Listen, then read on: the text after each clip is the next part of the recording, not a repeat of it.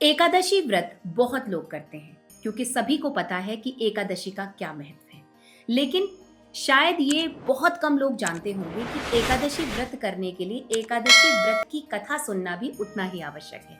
आज हम सुनने जा रहे हैं आंवला एकादशी की पावन व्रत कथा, जिसे आंवला एकादशी भी कहा जाता है। ये एकादशी फाल्गुन मास के कृष्ण पक्ष में आती है।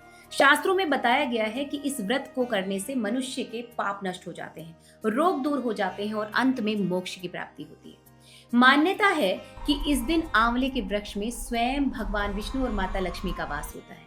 इसीलिए ये व्रत अत्यंत पुण्यदायक माना जाता है। शास्त्रों के अनुसार आंवला केवल एक फल नहीं है, बल्कि साक्षात भगवान विष्णु का स्वरूप माना गया है। जो व्यक्ति श्रद्धा और नियम पूर्वक आंवला एकादशी का व्रत करता है, उसे 1000 गोदान के समान पुण्य की प्राप्ति होती है। ये व्रत विशेष रूप से स्वास्थ्य, दीर्घायु, धन समृद्धि और मानसिक शांति प्रदान करने के लिए किया जाता है। इसीलिए गृहस्थ जीवन में रहने वाले लोगों के लिए ये एकादशी बहुत महत्वपूर्ण मानी जाती है। प्राचीन काल की बात है, वेदिश नाम का एक धर्मपरायण राजा था, जो भगवान विष्णु का परम भक्त था।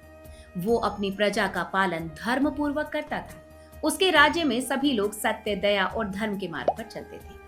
उस राज्य में पाप, अधर्म और चोरी का नाम तक नहीं था। राजा स्वयं भी नियम, व्रत और भक्ति में लीन रहते थे। एक वर्ष फाल्गुन मास के कृष्ण पक्ष की एकादशी आई।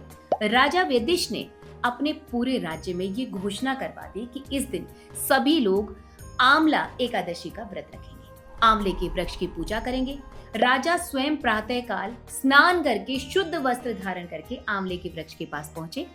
वहां उन्होंने विधि पूर्वक पूजा की, दीप जलाया, धूप अगरबत्ती अर्पित की और भगवान विष्णु का ध्यान करते हुए व्रत का संकल्प लिया। पूरे दिन राजा और उनकी प्रजा भजन, कीर्तन और विष्णु नाम का स्मरण करते रहे। उसी राज्य में एक शिकारी भी रहता था, जो जीवन भर पाप कर्म करता रहा। पापों के भार से वो दबा पड़ा था।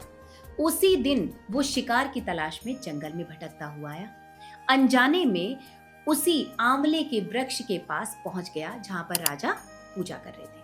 थकान के कारण वो वहीं बैठ गया और राजा तथा प्रजा द्वारा की जा रही कथा और भजन सुनने लगा। उसे पता भी नहीं चला कि वो दिन एकादशी का था। बिना जाने ही उसने उस दिन अन्न का सेवन नहीं किया था, क्योंकि उसके पास कुछ खाने के लिए था ही नहीं। और वहीं रात बिताई उसने। रात्रि के समय उस शिकारी ने एक अद्भुत दृश्य देखा। अचानक दिव्य प्रकाश प्रकट हुआ और भगवान विष्णु स्वयं प्रकट हुए।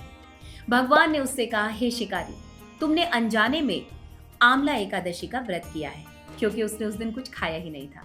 इसके फलस्वरूप तुम्हारे सभी पाप नष्ट हो गए हैं। ये सुनकर शिकारी भाव विभोर हो गया और उसके हृदय में पश्चाताप और भक्ति का भाव उमड़ पड़ा। कुछ समय बाद जब उस शिकारी की मृत्यु हुई तो यमदूत उसे लेने के लिए आए। स्वयं भगवान विष्णु के पार्षद आए और उसे वैकुंठ ले गए और यमराज से कहा, इसे हाथ भी मत लगाना। ये दृश्य देखकर देवताओं भी आंवला एकादशी व्रत की महिमा का गुणगान करने लगे।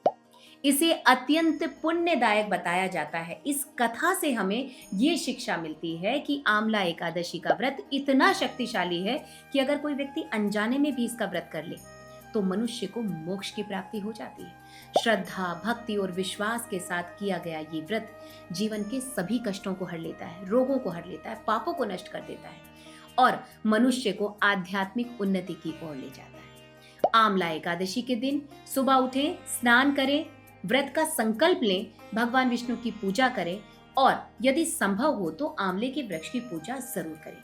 घर में भगवान को आंवला अर्पित करें। दिन भर फलाहार या फिर निर्जल व्रत कर सकते हैं। रात्रि में जागरण किया जाता है। जो संपूर्ण रूप से एकादशी का व्रत करते हैं, रात्रि जागना पड़ता है, लेकिन आजकल की भाग दौड़ की दुनिया में ये संभव नहीं हो पाता। तो जितना भाव हो, जितना आप कर सके उतना कीजिए और अगले दिन द्वादशी तिथि में आप इसका पारण करें। हे भक्त, जो भी व्यक्ति ऐसा शास्त्रों में लिखा है, श्रद्धा और नियम से आंवला एकादशी का व्रत करेगा, उसके जीवन से रोग, शोक, दरिद्रता संपूर्ण रूप से नष्ट हो जाएगी। उसे भगवान विष्णु की कृपा प्राप्त होगी। यदि आपको भी ये पावन कथा पसंद आई हो तो इसे लाइक करें, कमेंट करें और शेयर करना ना भूलें अपने मित्रों के साथ। जय श्री राम।